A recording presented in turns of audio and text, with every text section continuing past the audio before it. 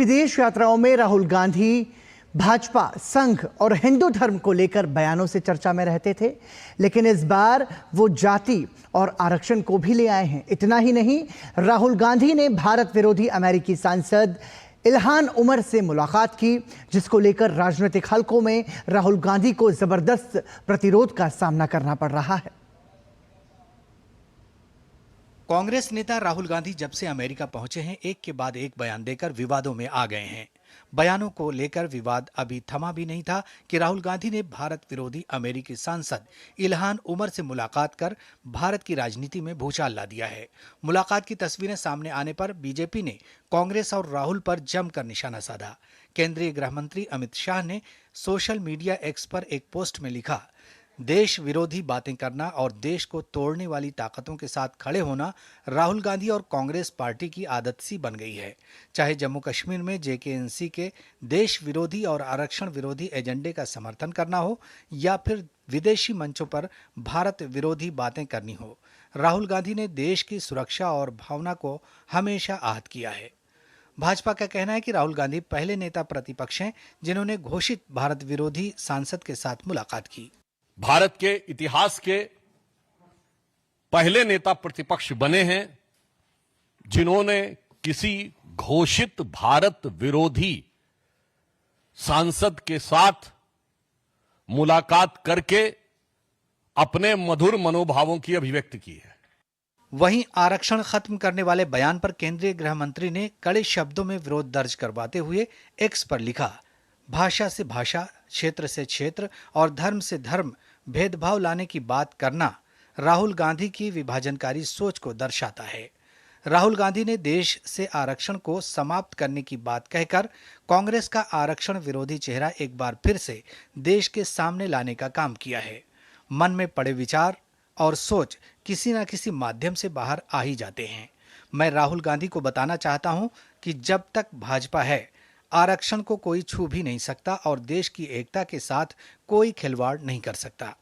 विदेशी धरती पर आरक्षण का राग छेड़ बुरी तरह फंस गए राहुल गांधी के बयान पर बसपा सुप्रीमो मायावती लगातार हमलावर हैं। आरक्षण वाले बयान पर विवाद बढ़ने पर राहुल ने सफाई देते हुए कहा कि उनके बयान को गलत तरीके से पेश किया गया है। इस पर मायावती ने फिर आड़े हाथ लेते हुए सोशल मीडिया एक्स पर लिखा, कांग्रेस नेता श्री राहुल गांधी की अब ये सफाई कि वे आरक्षण के विरुद्ध नहीं हैं, स्पष्टतः गुमराह करने वाली गलत बयानी। केंद्र में बीजेपी से पहले इनकी 10 साल रही सरकार में उनकी सक्रियता में उन्होंने सपा के साथ मिलकर SC/ST का पदोन्नति में आरक्षण बिल पास नहीं होने दिया। इसका प्रमाण राहुल गांधी आरक्षण, चुनाव, चीन और पीएम मोदी की मुखालफत करते करते सिखों पर भी पहुंच गए। What is your name? Brother, yeah, with the turban. What is your name? Balinder Singh. Balinder Singh. The fight is about whether he, as a Sikh, is going to be allowed to wear his turban in India, or he, as a Sikh, is going to be allowed to wear a kada in India, or he, as a Sikh, is going to be able to go to Gurdwara. That's what the fight is about. Rahul Gandhi के इस बयान की BJP नेताओं ने निंदा की है और उन पर निशाना भी साधा है। हमारे देश में माइनॉरिटीज़ जितना सेफ है, पूरा दुनिया में कहीं सेफ नहीं है।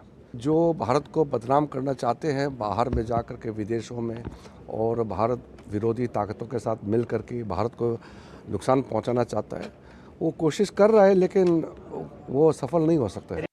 सिख समुदाय पर दिए गए बयान को लेकर भाजपा दिल्ली के सिख प्रकोष्ठ ने जहां लोकसभा नेता और कांग्रेस सांसद राहुल गांधी के आवास के बाहर जमकर विरोध प्रदर्शन किया, वहीं रक्षा मंत्री राजनाथ सिंह ने आलोचना करते हुए सोशल मीडिया प्लेटफॉर्म एक्स पर लिखा कि लोकसभा में नेता प्रतिपक्ष श्री राहुल गांधी अपने विदेश दौरे के दौरान जिस तरह की भ्रामक, निराधार और तथ्यहीन बातें कर रहे हैं, वो बेहद शर्मनाक और भारत की गरिमा को ठेस पहुंचाने वाली है।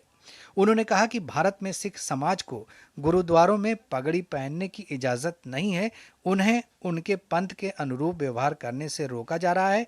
ये बात एकदम बेबुनियाद और सच्चाई से कोसों दूर है। भारत की संस्कृति की रक्षा करने में सिख समाज की जो बड़ी भूमिका रही है, उसको पूरा देश मानता है और उनका सम्मान करता है। उनके बारे में इस तरह की मनगढ़ंत बातें करना विपक्ष के नेता को शोभा नहीं देता। ऐसा नहीं है कि राहुल पहली बार विदेशी धरती पर ऐसे बयान दे रहे हैं।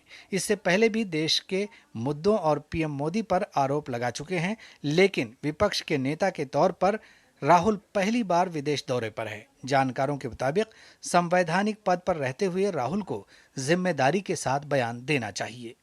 ब्यूरो इनपुट्स के साथ शैलेंद्र मिश्रा की रिपोर्ट, डीडी न्यूज।